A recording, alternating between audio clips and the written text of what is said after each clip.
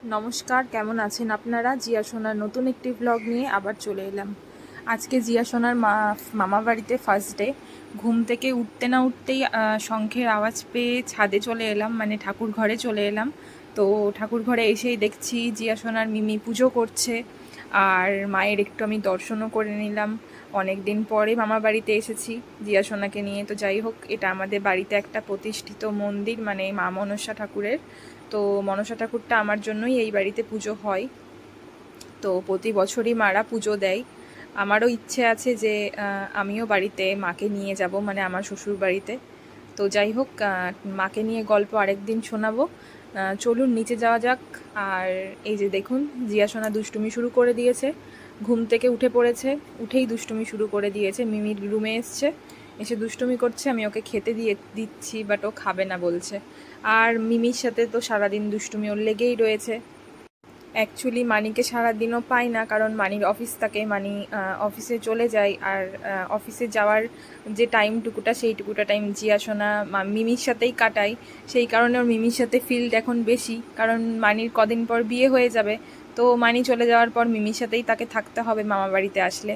দিদন্ত কাজ রান্না নিয়ে ব্যস্ত থাকে, বিকেলের পর ফ্রি হবে, তারপর মাম্মামের সাথে খেলবে।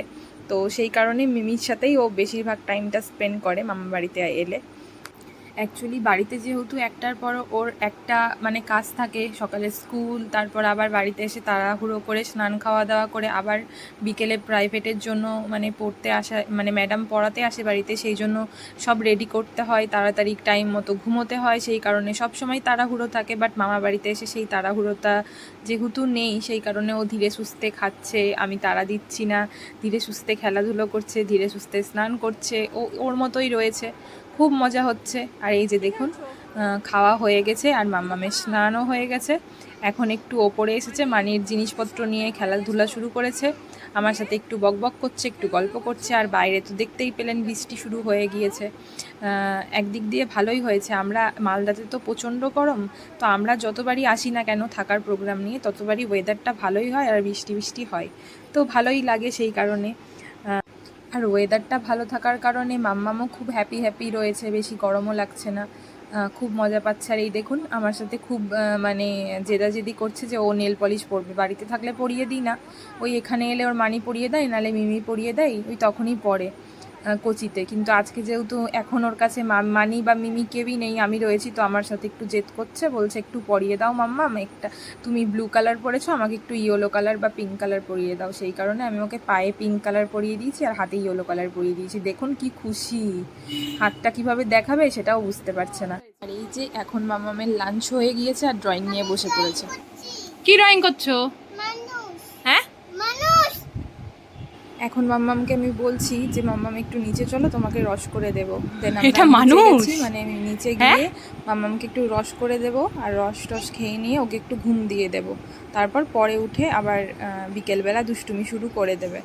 আর এই যে নিচে চলে এসেছি আমরা, আর মাম্মামকে একটু রস দিয়ে দিয়েছি। তো রস খেয়ে নিয়ে ও মিমির কাছেই ঘুমোবে বলছে, আজকে আমার কাছে ঘুমোবে না বলছে। এখানে এলে ওর চাহিদা অন্যরকম হয়ে যায়, তখন আমাকে ওর দরকার হয় না। তো সেই কারণে মিমির কাছেই একটু শুয়ে পড়বে। আমি মিমিকে বলে দিলাম যে ওকে একটু গল্প শোনাতে, তাহলে গল্প শোনালে ও একাই ঘুমিয়ে পড়ে। এই যে মিমি এখন জিয়া সোনাকে গল্প শোনাতে নিয়েছে। একটা গল্প শোনানো কমপ্লিট হয়ে গেলে বলে আরেকটা গল্প শোনাও, আরেকটা কমপ্লিট হয়ে গেলে বলে আরেকটা গল্প শোনাও।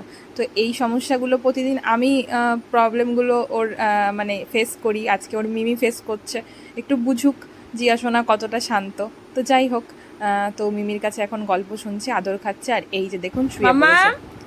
উঠে পড়ো, তোমার জন্য দাদান কি এনেছে, এই দেখো কি এনেছে দাদান। দাদান কই বলতো?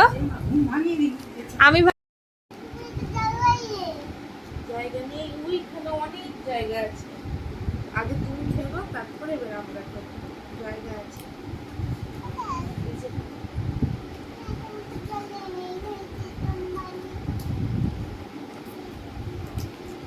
মিমিকে কি বলছিস? মিমিকে কি বলছিস? হ্যাঁ,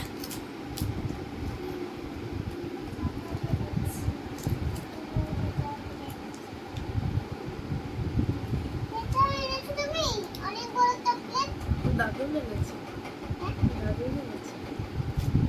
আর এই যে বিকেলে ঘুম থেকে ওঠার পর ও একটু আমার কাছে চলে এসেছে, মানে আমার কাছে এসে একটু আদর খাচ্ছে, একটু গল্প শুনছে।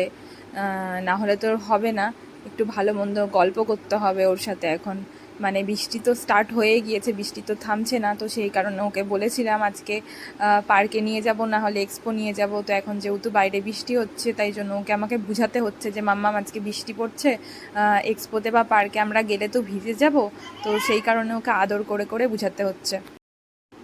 তো আমরা কিছুক্ষণ ওয়েট করার পর, মানে অপেক্ষা করার পর দেখলাম অবশেষে বৃষ্টিটা থেমে গেছে, মানে আর বৃষ্টি নেই, আর আকাশও পরিষ্কার হয়ে গিয়েছে। তো আমরা ডিসাইড করে নিলাম যে তাহলে বেরোনোই যাক, কারণ জিয়া সোনার মানি বলছিল যে দিদিভাই আজকে যদি বৃষ্টিটা কমে গিয়েছে তাহলে আজকেই যাওয়া ভালো হবে, কারণ কালকে সানডে, কালকে আরও লেবুগুলো পাতি হবে। আর সব থেকে বড় কথা, কালকে যদি সন্ধ্যের টাইমটাতেই যদি আরও প্রচুর বৃষ্টি হয় তাহলে তো কালকেও যেতে পারবি না, তখন আর যাওয়াই হবে না। তো সেই কারণে আমরা আজকেই বেরিয়ে পড়লাম। এখন ঘুরতে বাজে সন্ধ্যে 7টা। এটা কি জিনিস? যাই হোক, আমরা ব্লগটা আবার নেক্সট ব্লগে দেবো, মানে এক্সপো মেলার ব্লগটা নেক্সট ব্লগে দেবো। হ্যাঁ, আজকে এখানেই ব্লগটা শেষ করছি। সবাই ভালো থাকবেন, সুস্থ থাকবেন, টাটা।